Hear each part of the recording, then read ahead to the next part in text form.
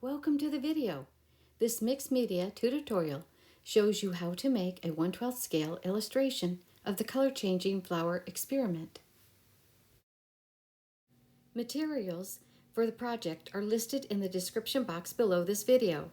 Just click the V to the right of the title. The assembly includes the marker colored flowers and matching cellophane filled jars. Color 4 1.5 inch by 1 inch pieces of cellophane. Let dry. Next, lightly dot flowers with the markers and add longer strokes and marks to the stems and greenery.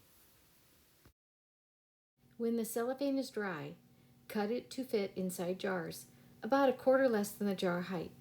Then roll each piece of cellophane into a cylinder shape, place in jar, and adjust with a toothpick. Now you can add the flowers to the jars. These are display extras for the illustration experiment.